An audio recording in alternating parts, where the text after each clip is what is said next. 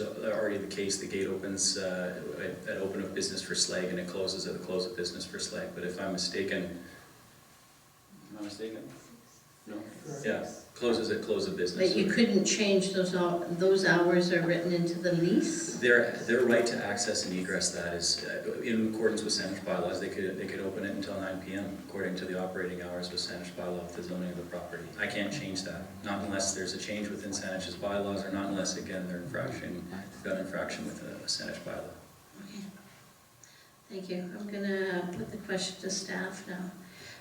So could we require changing of the hours of opening and closing of that gate under bylaws? Like, the difficult part with bylaws is they're meant to apply across the corporation or across the district of Saanich. To be punitive to one business, you really need to check the legal aspects of that before I could answer. It would be similar to downzoning only one property. That would be seen as punitive as opposed to looking at it across the district. So at this point I can't give you definitive, but I would doubt it.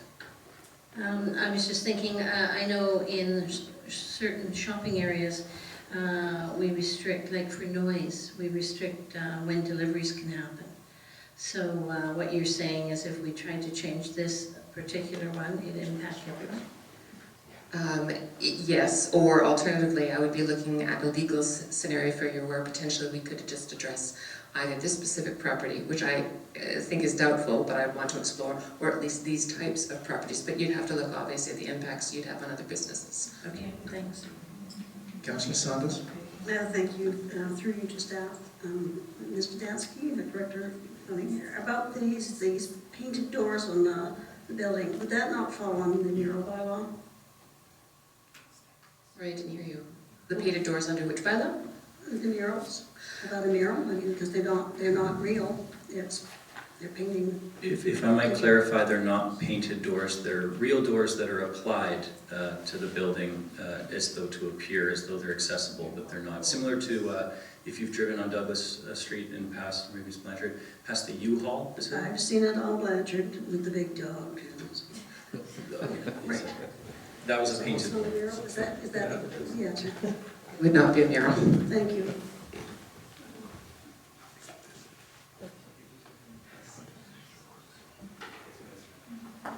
Councillor Denman. Thank you, Mr. Chair. Through the clerk, the applicant has made a suggestion that he will close that gate on Holford, which would be a pretty big step, I think, in 2017. And my question of staff was, is there a way that that can become legally enforceable, that the applicant could commit to? And staff indicated that they would need some time to research it. I'm wondering what would be the appropriate motion to postpone this decision tonight to bring this back once staff has done the necessary research. Through the chair, I think you just said it, Councillor German. Yes, Postpone. Okay. I'm going to move that this particular item, decision on it be postponed until staff has had the opportunity to provide the necessary research as to that issue and perhaps others as to what kind of commitment the applicant could make that would be legally enforceable. I'll second it. Thank you, and I'll speak to it. There are, I really do want to say that I think the applicant has done a lot of good work here and has brought forward some changes that are, I think, quite desirable. Certainly, I see the new streetscape on Quadra as being a plus. There's some who may or may not like the industrial design. I think it's intriguing and I see it as a plus. Certainly, some of the landscaping changes at the back are an improvement, and certainly the rain garden is a big improvement.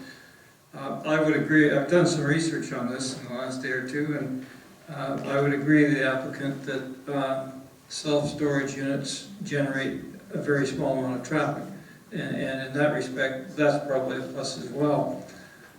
However, one of the things that Council has been unable to do over the last number of years is to deal with issues on Holford Street.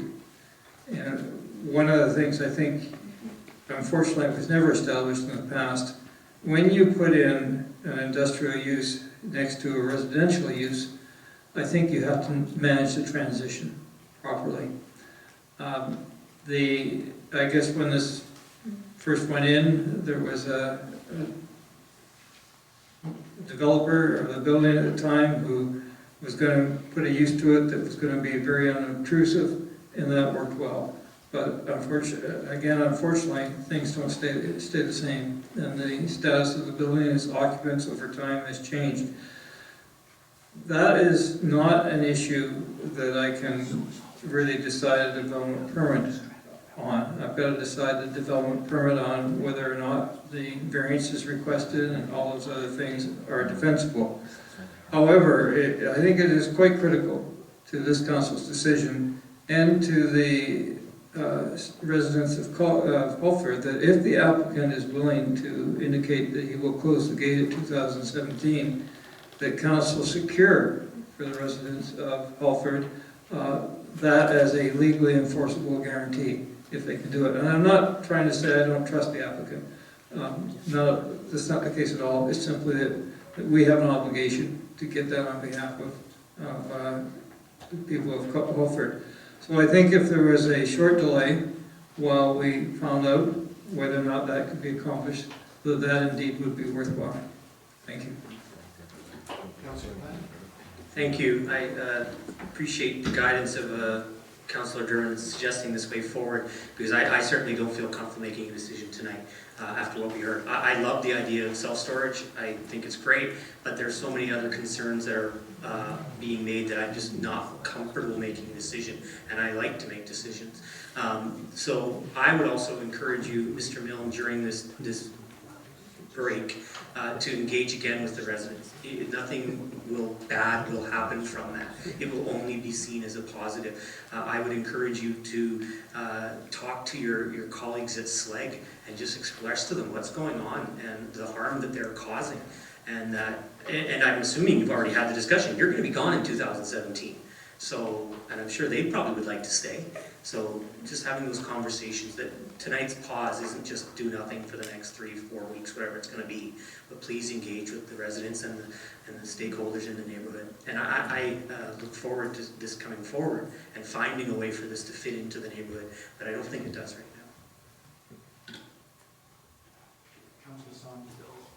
now. Thank you, Mr. Chair. I have no problem postponing it, and I do understand that this is to, look at the variances. However, I also look at the policies from the OCP and 4.223, consider the use of variances to develop control bylaws where they would achieve a more appropriate development in terms of streetscape, pedestrian environment, view protection, overall site design, compatibility with neighborhood character, and adjoining properties.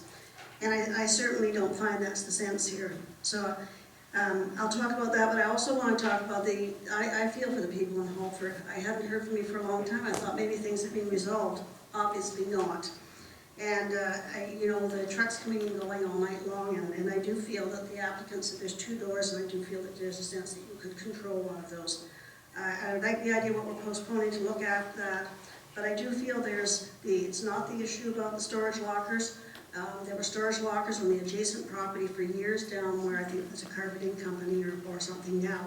And it wasn't obvious, they weren't, it was compatible with the neighborhood or it fit in with the light industrial. I feel what's being proposed here, and we're having the variance for that entrance, it might be creative and different to put whatever you're using here, containers. However, if you want to look at containers, you can just go across the road and look at the back of Lumber World, and you can see containers there and see if that's attractive or not.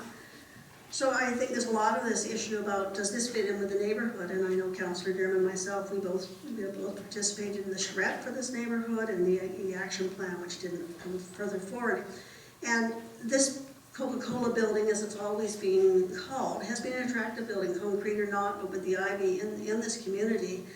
Sort of an icon as such, and it has never been altered at the front to become an eyesore as such, and I'm sorry, I shouldn't be calling the building an eyesore, but I do think that the involvement of the community and what it expresses, putting artificial doors to show it is storage, self-storage. people will know it's self-storage. They're gonna look at the phone book. Oh, we don't look at phone books anymore. They'll go online and they'll look for self-storage and they'll find your self-storage. So I think that, again, this isn't, addressing the variance is the part of the front and such. So for me, there's a lot going on with this, and I would have to consider, are the variances making this a better project? Are there other issues that have to be addressed? So I feel the public engagement has not been there. Water Cedar Hill Community Association hasn't heard from you in a year. They weren't aware that it was going to be storage units. I don't think the people in Holford knew what was happening. So I do think there's a lot to be discussed on this, because there is a broader community. There's more about this. This is a building that's going to be sitting right next to a registered heritage building that's over 100 years old, and bring an asset in the community, not just for its use, but for what it brings into the neighborhood as a remaining advantage. Thank you. Thank you. Councillor Brownlow, please. Thank you, Mr. Chair. I agree with my colleagues that this should be postponed. I think the variances that are being requested, although I do think that the green roof and some of the features that you're doing on Quadra Street are supportable. But I think the whole issue around, there are some variances, and there's still the issue of the Holford neighborhood. And I think you heard from, as Councillor Sanders said, the Community Association hadn't heard from you for a year. And some changes have happened since you talked to them. I think this is a good time to step back, have those conversations, but I really would like our staff to come forward with how we could somehow tie down those gates in the future, as you suggested in 2017. And it's unfortunate that you can't talk to your tenant to try and at least being good neighbors to not use those gates at certain times. I know it's not, it's written in our bylaws under whatever the zoning is, but I cannot imagine that a major corporation like Slate Lumber feels that they shouldn't try and be a good neighbor to a residential area. I know this building's been there for a long time, and there's a lot of history. I've been out there about it as well, but I just cannot believe that corporations like Slate don't want to have a good relationship with the residential property behind. So I support the postponement. Yeah, I'd like to speak.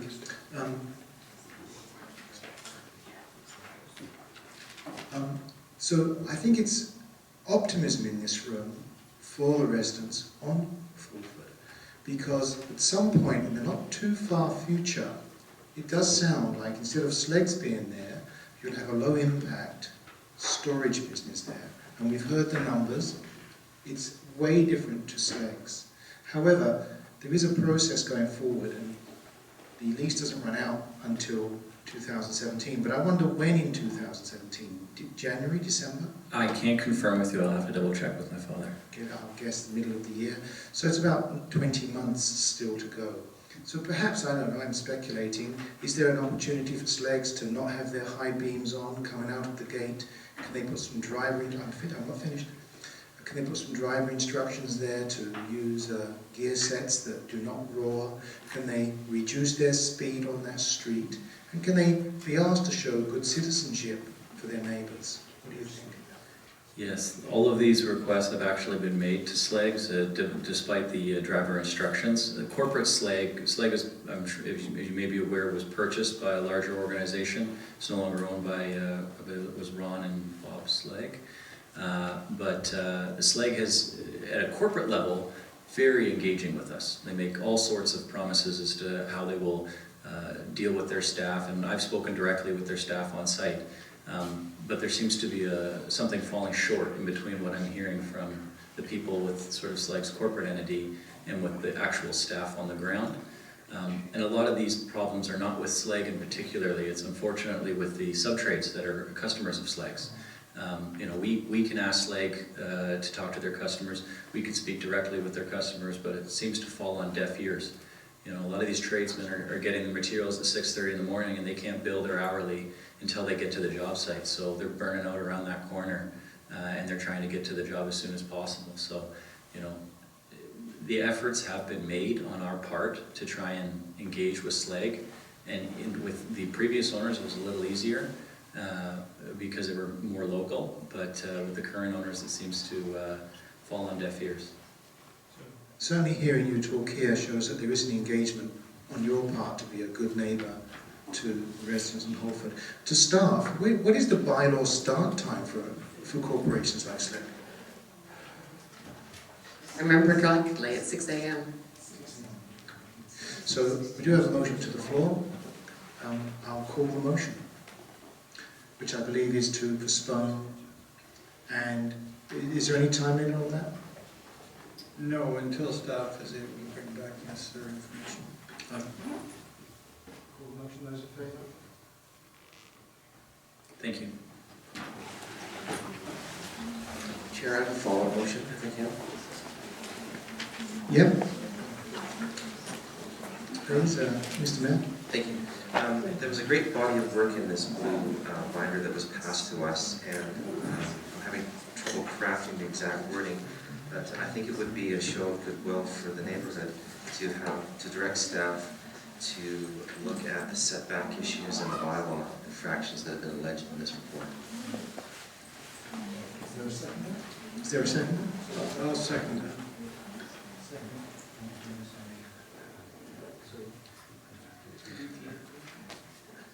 Can you repeat your motion, please, Mr. Mayor? It was a motion as a show of goodwill for the people that have come here tonight and the other neighbors that aren't represented here to have staff look at the setback issues and the bylaw infractions that have been alleged in this very extensive report. I second. Discussion, any questions? Those in favour? So, as there are no further items, I'd like to We adjourn a committee of the whole, I mean, Karen. seconder. Call the question. Thank you. We'll now resume the chair for ratification of items on the floor. I'd like to say thank you very much for your consideration, and thank you for your thoughtfulness. Thank you. All right, so we're back in council now. We have two items that came forward because there was a third item that was postponed. The first item we have is a ratification for the staff report on Glen Road. Call for question on that. All in favor? Opposed? Opposed? That motion carries. Second item is the ratification of 702 Tilcombe Road development permit application. Call the question. All in favor? Opposed? Opposed? That motion is carried. Now looking for a motion to adjourn.